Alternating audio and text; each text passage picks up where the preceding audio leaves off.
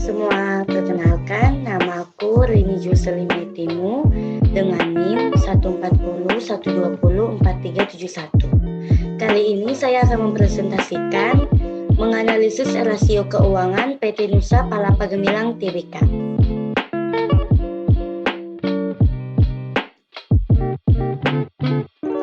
Nah, apa sih mengenai PT Nusa Palapa Gemilang ini? Ya, yang pertama-tama saya akan memperjelaskan apa itu perusahaan PT Nusa Palapa Gemilang.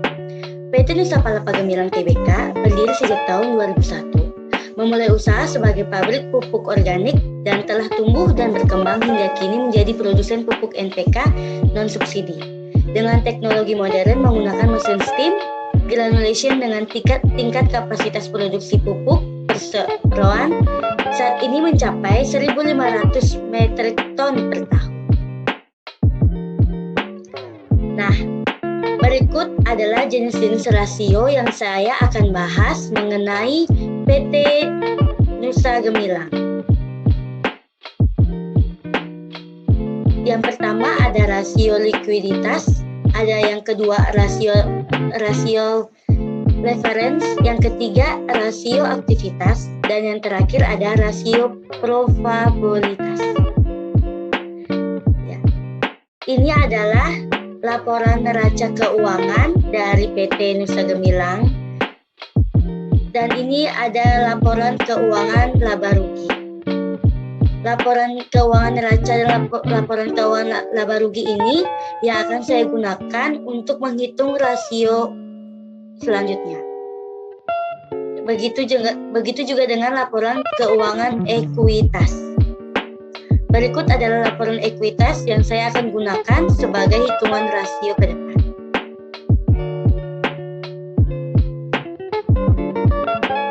Rasio likuiditas. Rasio likuiditas dibagi menjadi 3. Yang pertama rasio lancar atau current ratio.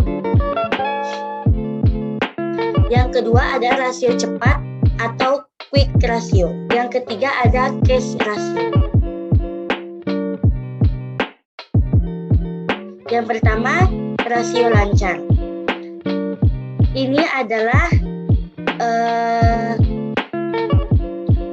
rumus dari cara mencari rasio lancar adalah aktivitas lancar dibagi utang lancar. Berikut adalah hasil dari rasio lancar perusahaan dari tahun 2017 sampai 2020. Ini adalah hasil yang saya dapatkan dari hitungan laba rugi dan keuangan neraca.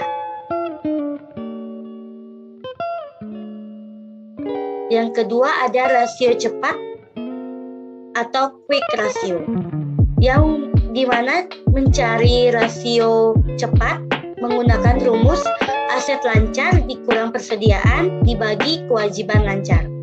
Rasio ini menunjukkan kemampuan aktivitas lancar yang paling liquid, mampu menutupi utang lancar. Semakin besar rasio, semakin baik. Di sini hasil yang saya dapatkan dari 2017 sampai 2020 menunjukkan bahwa hasilnya setiap tahun semakin naik, di mana membuktikan bahwa perusahaan ini semakin tahun semakin baik.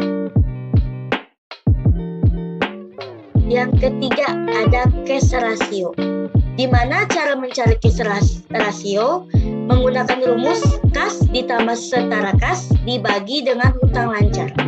Rasio ini menunjukkan kemampuan aktiva lancar yang paling liquid, mampu menutupi utang lancar. Semakin besar rasio, ini semakin baik. Ini adalah hasil yang saya dapatkan dari cash ratio 2017 perusahaan sampai 2020. Ya, sekarang kita akan masuk di rasio leverage, di mana rasio leverage ini dibagi menjadi 4 bagian.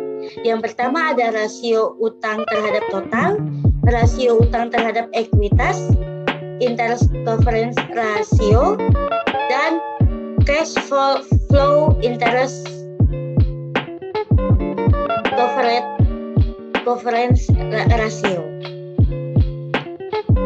Yang pertama yang saya akan bahas adalah rasio utang terhadap total.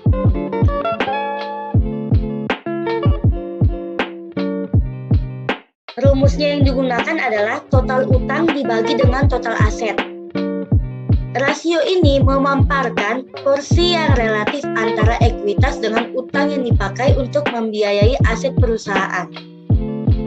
Berikut adalah hasil yang saya dapatkan dari perusahaan tahun 2017 sampai 2020. Yang kedua, rasio utang terhadap ekuitas. Rumus yang digunakan adalah total hutang dibagi dengan ekuitas. Rasio utang terhadap ekuitas adalah suatu rasio keuangan yang membandingkan jumlah utang dengan nilai ekuitas. Nilai ekuitas dan jumlah utang yang digunakan untuk kegiatan operasional perusahaan harus berada dalam jumlah yang cukup proporsional.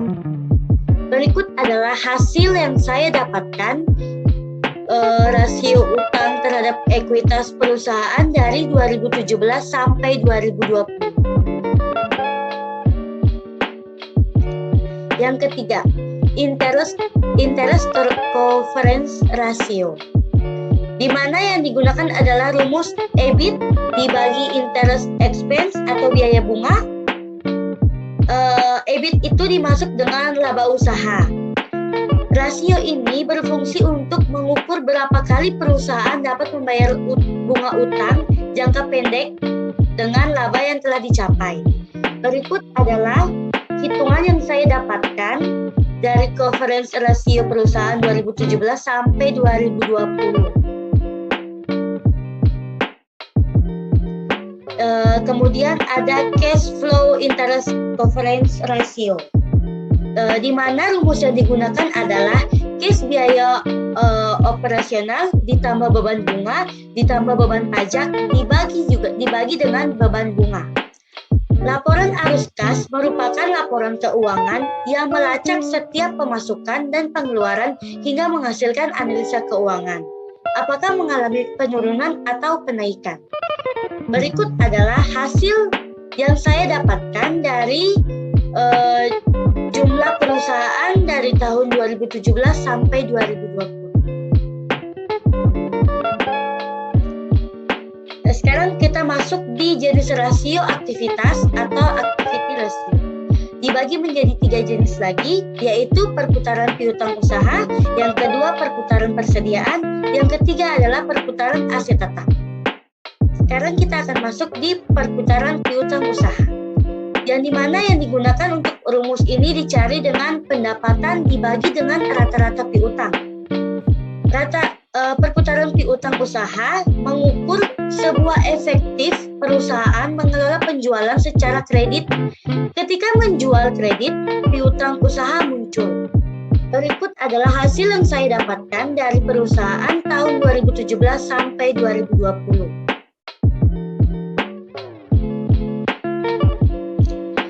Yang kedua ada perputaran persediaan, di mana rumus dari rasio perputaran persediaan adalah COGS dibagi rata-rata persediaan. Perputaran persediaan mengukur seberapa bagus perusahaan mengelola persediaan, diukur dari keberhasilannya dalam mengkonversi menjadi penjualan dalam 1 tahun. Berikut adalah hasil yang saya dapatkan dari perputaran persediaan perusahaan tahun 2017 sampai 2020. Yang ketiga ada perputaran aset tetap, di mana rumus yang digunakan adalah pendapatan dibagi dengan rata-rata aset tetap. Perputaran aset tetap mengukur efisiensi perusahaan dalam menggunakan aset tetap untuk memperoleh pendapatannya. Kita menghitungnya dengan membagi pendapatan dengan rata-rata aset tetap dalam 2 tahun terakhir. Berikut adalah hasil yang saya dapatkan dari perusahaan tahun 2017 sampai dengan 2020. Sekarang kita akan masuk di jenis rasio profitabilitas. Yang pertama ada pengembalian atas investasi. Yang kedua pengembalian atas ekuitas. Dan yang ketiga margin laba bersih atau net profit margin. Yang keempat ada margin laba kotor atau gross profit margin. Ya, yang pertama kita akan membahas tentang pengembalian atas investasi. Rumus yang digunakan adalah laba atas investasi dikurangi dengan investasi awal dibagi dengan investasi dikali 100%. Perhitungan ini bermanfaat untuk mengukur kemampuan perusahaan dalam menghasilkan laba terhadap aktiva yang dimiliki. Berikut adalah hasil yang saya dapatkan dari rumus yang pengembalian atas investasi ini tahun 2017 sampai 2020 perusahaan PT Nusa Palapa Gemilang. Yang kedua ada pengembalian atas ekuitas. Rumus yang digunakan adalah laba bersih setelah pajak dibagi dengan ekuitas pemegang saham. Pengembalian atas ekuitas merupakan suatu alat yang digunakan untuk menghitung kemampuan perusahaan untuk mengelola dana yang diberikan para investor. Semakin tinggi laba yang dihasilkan, nantinya skor pengembalian atas ekuitas akan semakin tinggi. Berikut adalah hasil yang saya dapatkan dari rumus yang saya gunakan ini tahun 2017 sampai 2020 perusahaan tersebut. Yang ketiga, margin laba bersih atau net profit margin. Rumus yang digunakan untuk mencari rasio ini adalah laba setelah pajak dibagi dengan penjualan bersih. Perhitungan rasio margin laba bersih atau net profit margin adalah salah satu rasio perhitungan untuk mengukur margin laba bersih atau penjualan yang dilakukan perusahaan. Berikut adalah hasil yang saya dapatkan dari perusahaan tahun 2017 sampai 2020. Ya, yang terakhir ada margin laba kotor atau gross profit margin. Rumus yang digunakan adalah penjualan dikurangi dengan harga pokok penjualan dibagi dengan penjualan bersih. Margin laba kotor atau yang disebut dengan gross profit margin adalah perhitungan antara penjualan dengan beban. Perhitungan GPM berguna untuk mengukur kemampuan perusahaan dalam melakukan controlling terhadap biaya persediaan. Berikut adalah hasil yang saya dapatkan dari perusahaan tahun 2017 sampai 2020 melalui laba keuangan dan laba rugi yang ada dalam slide awal tadi. Berikut video dari saya. Terima kasih, semoga bermanfaat.